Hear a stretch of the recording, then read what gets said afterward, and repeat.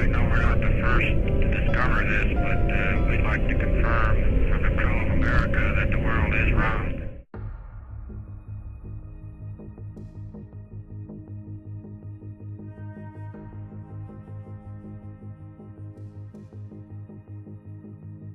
Why do people think the Earth is flat? Throughout the ages, as the human mind developed, many great minds tried to answer the most mind-numbing question: what does the Earth actually look like? In early Egyptian and Mesopotamian thought, the world was portrayed as being a flat disk floating in the ocean. The Earth's circumference was first determined around 240 BC by Eratosthenes. Around 330 BC, Aristotle maintained the theory on the basis of physical theory and observational evidence that the Earth was spherical. By the 2nd century, Ptolemy had derived maps from a globe and developed a system of latitude and longitude. His Almagest was written in Greek and only translated into Latin in the 11th century from Arabic translations. When Roman civilization ended, Western Europe entered the Middle Ages with great difficulties that affected the continent's intellectual production. Most scientific classical antiquity were now gone, leaving only simplified summaries of past knowledge and events. Medieval Christian writers in the early Middle Ages felt little inspiration to assume flatness of the Earth, even though their impressions in the writings of Ptolemy and Aristotle were like a haze of gloom. By the 11th century, Europe had learned of Islamic astronomy. The Renaissance sparked an intellectual revitalization of Europe with strong philosophical and scientific roots, and increased interest in natural philosophy and astronomy. The shape of the Earth was not only discussed in scholarly works written in Latin, it was also written in vernacular languages, or dialects intended for wider audiences. So by this point in time, the flat Earth theory was truly put to bed for at least 600 years or so. Then, all of a sudden in the 19th century, a historical myth came to light which states that during the Middle Ages it was deliberately taught that the Earth was round to hide the fact that it was indeed flat. Could this have been one of the first modern social experiments that just got out of hand? An early supporter of this myth was the American writer Washington Irving, who maintained that Christopher Columbus had to overcome the opposition of the church to gain sponsorship for his voyage of exploration. Later significant supporters of this view are John William Draper and Andrew Dickinson White, who used it as a major factor in their support of the theory that there has been a long-lasting and essential conflict between science and religion. A conflict, though hidden in plain sight, it is unseen because of religious teachings and scientific conspiracy, basically claiming the human mind has been programmed to ignore certain situations. In the modern era, belief in a flat Earth has been expressed by isolated individual fanatics and groups, but no scientists of note. English writer Samuel Rowbotham produced a pamphlet called The Zetetic Astronomy in 1849, arguing for a flat Earth, and published the results of many experiments that tested the curvatures of water over a long drainage ditch, followed by another called The Inconsistency of Modern Astronomy. Rowbotham also produced studies that claimed to show that the effects of ships disappearing below the horizon could be explained by the laws of perspective in relation to the human eye. In 1883, he founded Zetetic Societies in England and New York, to which he shipped thousands of copies of Zetetic Astronomy. In 1956, Samuel Shenton set up the International Flat Earth Research Society, better known as the Flat Earth Society in the UK. This was just before the Soviet Union launched the first artificial satellite into orbit, Sputnik 1. Would sailing around the Isle of Wight prove that it were spherical? It is just the same for that satellite, he said. His main goal was to reach young people before they were convinced about the Earth being round. Despite plenty of publicity, the space race ended Shenton's support in Britain until 1967, when he started to become famous due to the Apollo program. He got plenty of attention, but his health suffered as his operation remained essentially a one-man show until he died in 1971. Upon hearing of Shenton's death, Charles K. Johnson, a correspondent from California, incorporated the Flat Earth Society and steadily built up the membership to about 5,000 strong. He spent decades examining previous studies of flat and round Earth theories and proposed evidence of a conspiracy against flat Earth. The idea of the spinning globe is only a conspiracy of error that Moses, Columbus, and FDR all fought, he said. His article was published in the magazine Science Digest during 1980. He goes on to state, if Earth is a sphere, the surface of a large body of water must be curved. He checked the surfaces of Lake Tahoe and the Salton Sea without detecting any curvature. The society became non-existent during the 1990s until it was revived as a website in 2004 by Daniel Shenton. No relation to Samuel Shenton, funny enough. He states that no one has provided proof that the world is not flat. While rubbishing thousands of examples of solid evidence that Earth is just like all the other planets in the solar system, flat Earth theorists enjoy scribbled lists of propositions that most people think are hilarious. The common belief is that Earth is a disk with the Arctic Circle in the center, and Antarctica a 300-foot tall wall of ice around the edge. NASA and Roscosmos scared this ice wall to prevent people from climbing over and falling off. Earth's day and night cycle is explained that the sun and moon are spheres measuring 32 miles that move in circles 3,000 miles above the plane of the Earth, like giant spotlights. These celestial bodies illuminate different portions of the planet on a 24-hour cycle. Oh, and did we mention that there also must be an invisible anti-moon that obscures the moon during lunar eclipses lurking somewhere? An evil twin of the visible moon. And they go on to state, wait for it, Earth's gravity is an illusion. Objects do not accelerate downward, instead the disk that we're all on accelerates upward at 32 feet per second, driven up by a force called dark energy. Not hard to believe at all, right?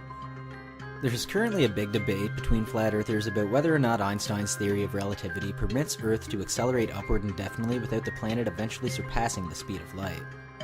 As for what lies underneath the disk of Earth, no one has made anything so unbelievable that it must be true up yet. They say it must be composed of rocks. A bit boring compared to the rest of the theory, we think. The group firmly believes that there's a huge conspiracy theory. They believe GPS devices are rigged to make airplane pilots think that they're flying in straight lines around a sphere when they're actually flying in circles above a disk. They also fail to explain why the shape of Mother Earth has been hidden for what would be thousands of years, and they simply say that it's a power thing. As amazing as their belief system seems, it doesn't really surprise experts. Karen Douglas, a psychologist at the University of Kent in the UK who studies the psychology of conspiracy theories, says flat earthers' beliefs are in line with other conspiracy theories she's studied. She said, all conspiracy theories share a basic thrust. They present an alternate theory about an important issue or event, and construct a vague explanation for why someone is covering up that true version of events. One of the major points of appeal is that someone will explain a big event, but often without going into details. A lot of the power lies in the fact that they're vague in the first place, leaving people compelled to ask for more information, and when they find none, they make it up and it spreads like mass hysteria. These theorists are more adamant that the Earth is flat than most people are that the Earth is round, probably because most of us feel that the case has been long closed on the subject. If you're faced with a minority viewpoint that is put forth in an intelligent, seemingly well-informed way, and when the facts don't deviate from the strong opinions they have, they can be very influential. It's called minority influence. Many people are willing to believe many ideas that are directly in contradiction to a dominant cultural narrative. Conspiracy belief stems from a human tendency to perceive unseen forces at work, known as magical thinking. A staggering and increasing amount of people worldwide are passionate about the idea of the Earth being flat, but are most of them serious in their beliefs? Some of their suggestions seem plausible, but we find it hard to grasp the idea that the Earth is not round. Could there really still be a case to answer? What do you guys think? Is the Earth flat or is it round?